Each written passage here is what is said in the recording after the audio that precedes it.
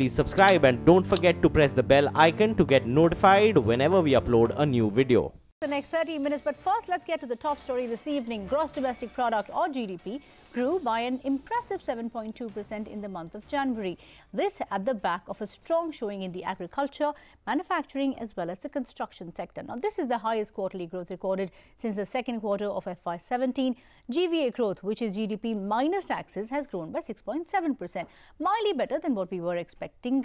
We were expecting a 6.6% rise. So is this the turnaround quarter? My colleague Sapna caught up with the DEA Secretary Secy Garg a while ago. Here's that exclusive interview. Thank you so much, Mr. Garg, for giving time to CNBC TV18. As always a pleasure talking to you. So starting off first with the good numbers in terms of the GDP data that has come out. Good that you're saying good numbers right now. Okay, I think I should not have qualified my question at least. Okay, so let me just ask you once again that what do the GDP numbers actually portray? Is it really indicating the worst is over and from now onwards you can expect a 7% plus growth, at least in terms of the quarterly indications? Oh, that's very clearly there. The third quarter growth of 7.2%, especially manufacturing growth of over 8%, construction growing at 6.8%. All these indicate, and accompanied by a very good investment number captured by the GC, the gross fixed capital formation. All this indicate that we are over the hump. It's economy back to normal, growing at one of the highest rates in the world. So you are there. Everything indicates that. Yeah. So Q4, can we expect somewhere around in the 8% region, and how will this really impact your FY18 estimate also? 6.6 is what has come out in the revised number, but closer to the CA's admission of 6.75. Oh, certainly our expectation is that the quarter 4 would be still better, and we would be closer to what the numbers are there in this economic survey that should be achieved. So 6.6, what CSO has put out as revised, we expect it to be upwardly revised when we have the quick estimates coming up in May. Right. So around the 6.7% levels, as indicated in the econ survey, or somewhere around that? You can't be very specific. That's the economy working measured by the CSO and all. But indications look very clearly and firmly that expectation that you would be closer to what has been put out in the economic survey and what we have taken into our budget estimates would be the reality. So what are the challenges now, given these numbers? What are the big things that you have to now do in terms of pushing the investment cycle? Because if you look at the numbers closely, the private consumption has not really gone up to that extent. And it's the public spend that is probably keeping the economy going, but keeping your fiscal constraints in mind, how long do you expect that to continue? It's not exactly like that. Private consumption has also been very good, close to about 59-60% in this quarter, if you've seen. The government consumption is slightly lesser than what it was last year. So it's not the government consumption driving the economy. So private consumption has also returned in my sense, in my judgment. So you would see both on the investment as well as on the consumption side, the growth being driven going forward. So there is also another important bill that's doing the rounds, and this has been pending for some time. That is the Economic Offenders Bill. This is your subject. Where are we on this right now? How quickly can we expect the cabinet not to come in? Because this has been, kind of waiting for last couple of months. So is there any other progress that's on? And what about the intermediaries consultations? This is under consideration, and it will be brought to the cabinet very soon. Very soon. Very soon, yeah. Very soon. So, any further changes that we are proposing in that, or it is as is? We can't discuss. This is a bill in the works, so that would be brought up to the cabinet for consideration. All right, that was the DEA Secretary on the GDP numbers. But let's move on to the other big story today. And this is the latest in the 12,800 crore rupee PNB fraud. The noose is tightening around Nirav Modi and Mehul Choksi as investigative agencies up the ante. We learned from sources that the Enforcement Directorate has moved the Prevention of Money Laundering Court, seeking non-bailable warrants against the two accused jewellers. Sources say that the non-bailable warrant will enable ED to begin the extradition process. But meanwhile, investigative agencies have also begun a crackdown in several other bank fraud cases. The CBI has filed an FIR against West Bengal-based RP Infosystem and its directors. They are accused of a fraud of over 500 crore rupees. Utkarsh Chaturvedi, who has gotten a hold of that FIR, is here with exclusive details. Utkarsh, what are you picking up? Let me explain the case to you first of all. So RP Infosystems is a company which deals into hardware, computers and laptops. Now what CBI complaint given to CBI by Canara Bank alleges is that a loan of somewhere around 515 crore rupees was taken by RP Infosystems, and then in turn going ahead they defaulted on these loans.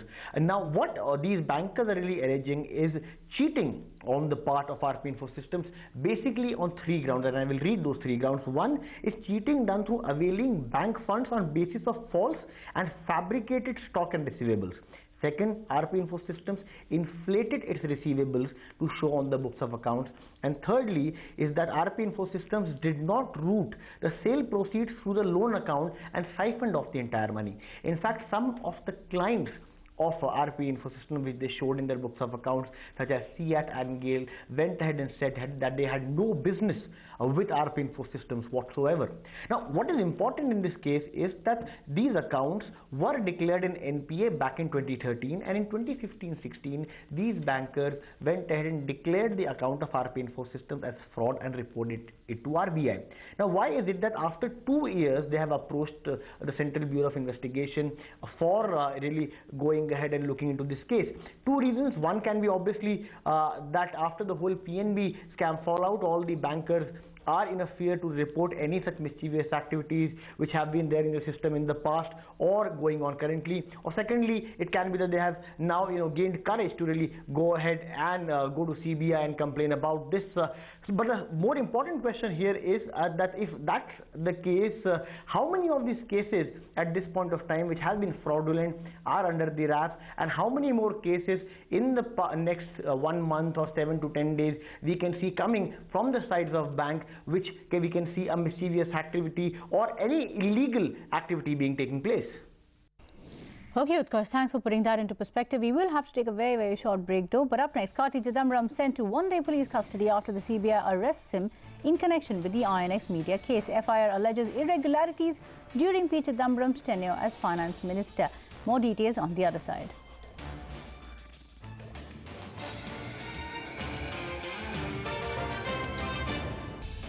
Welcome back. The other story that we are tracking today, India has taken a crucial step towards tackling human trafficking. The Union Cabinet approved the country's first ever anti-human trafficking law. The draft bill proposes that traffickers be punished with up to 14 years of imprisonment. What comes as a bigger step is that a trafficked person who gets into prostitution will now be dealt with as a victim rather than an offender. Remember, in the current law, there is no distinction between the trafficked person and the traffickers. But the other big story which we have been tracking very closely today, Karthi Chidambaram, who was arrested earlier today by the CBI for his alleged involvement in the INX media case, has been sent to day's police custody. Son of former Finance Minister P. Chidambaram, Karthi was arrested at the Chennai airport after he returned from London. The CBI had filed its FIR in the case last year. It had alleged that there were irregularities in the erstwhile Foreign Investment Promotion Board's clearance to INX media for receiving overseas funds to the tune of 350 crore rupees in 2007 when P. Chidambaram was the finance minister. The FIR also alleged that INX Media had paid 10 lakh rupees to Karthi's firm as consultancy fee. Let's get an exclusive interview. Abhishek Manu Singhvi is joining in and we have Ashmit Kumar to take us through that exclusive interview. Ashmit, over to you. Mr. Singhvi, a pleasure speaking to you this evening. Good evening to you. We were there in the courtroom. We saw the arguments being made there. And one of the key arguments that you had made in defense of Karthi Chidambaram while seeking bail was that it's ironic that CBI on one hand alleges non-cooperation, alleges flight risk, but at the same time the arrest is made as Karthi Chidambaram is flying back into the country. As you had said, he is not a Hindustan leaver. Does this arrest now and the dramatic action taken by the CBI perhaps raise questions about the timings and the motivations? Well, Ashwit, I didn't know you were in court, but let me start by giving you the premises of this interview. I am not speaking in political role. I am not speaking on the merits. I am not speaking on the judgment. I am a counsel in the case. I've just come from court. I argued for a long time. All that I will do is summarize my submissions. You can make what you want to make of them. And that is the fair way of commenting. Otherwise, I'm not getting into the merits at all. As you know personally, but as your viewers don't know, the first and foremost argument was that 28th of August last year was the last time the CBI sent me a summons. They'd sent me one before that.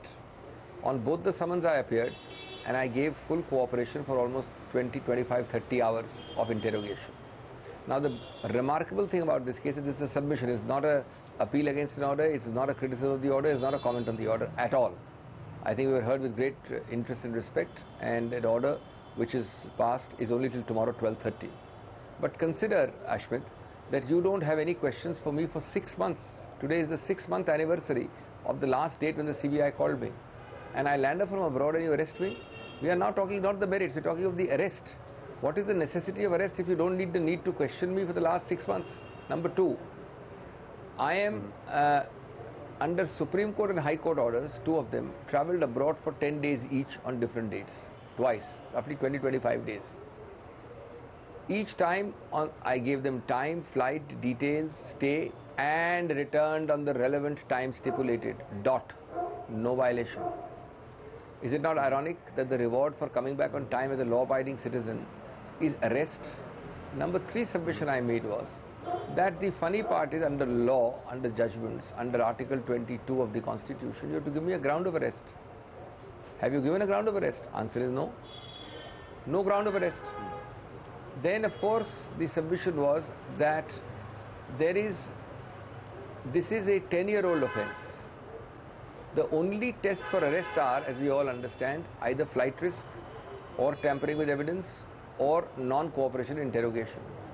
The test of non-cooperation does not arise if you don't call me and I don't come. You have to test my non-cooperation by calling me. The test of flight risk doesn't apply because I've come back each time.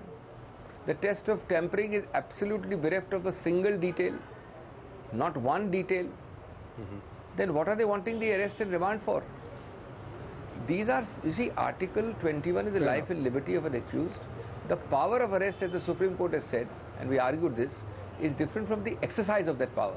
Merely because you have the power to impose death penalty does not mean you impose death penalty. Now you need to think about what considerations require, and today I would say this. At the end of the day, whatever we do tomorrow, the judge has allowed them till 12:30 on a 10-year-old charge, which, by the way, Ashwit, had Mr. Subbarao as chairman of the FIPB, 6 secretaries of Government of India, none of them interrogated even. Not one of them interrogated. The payment of 10 lakhs is to a company called Advantage Strategic, which he has been, Karthi Chidambaram, has never, I repeat, never been a director or a shareholder. Now, and is paid by check with TDS. That's the bribery charge. Fair enough. Now, on this, fair enough. If you have to do all this, then at the most you have time till tomorrow. You can interrogate him all night, all morning. There can't be more questions you have to ask after 10 years. And having had him for last 1 year on an FIR, and by the way, apart from this interrogation for the same issue, I've been interrogated for 36-40 hours with the ED also. So I think there has to be a rule of law and safeguards. And I think that is where this case is. Fair enough. Okay. Mr. Singhvi, allow me to play the devil's advocate here. As you said, for the 1 hour, he will be available. He will be at the disposal of the CBI for questioning. Allow me to play just the devil's advocate here. They did raise the questions of how perhaps there has been non-cooperation in terms of non-compliance with the Madras High Court order conditions, which is a detailed itinerary of travel and an undertaking that he will be appearing, that Karthi Chidambaram will be appearing before the CBI. Those conditions have not been met. Is that a valid grounds for arrest? Does that raise questions about perhaps possible non-compliance and hence the allegation of non-cooperation? You were there in court, but you missed out. Ashwit, you were there in court, but you missed out because you're not a lawyer. Number one, this argument was raised after I finished the arguments by the CBI prosecutor. We immediately produced the affidavit filed in the High Court and the letter receipted by the CBI where we said that we have complied with all the conditions. What more do you want? Number two, when I showed that, the CBI prosecutor said to the court, this is not a ground for remand. I'm only pointing it out. Now I'll give you something more interesting.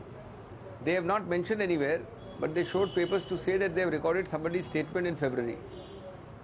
Now, if you have, as alleged, recorded some Mukherjee statement, this is what is alleged, I don't know, we are not given these details, either husband or wife, you have to be only picking up a book even as a layman and tell your viewers that I am only repeating what I have argued, I am not going into the merits.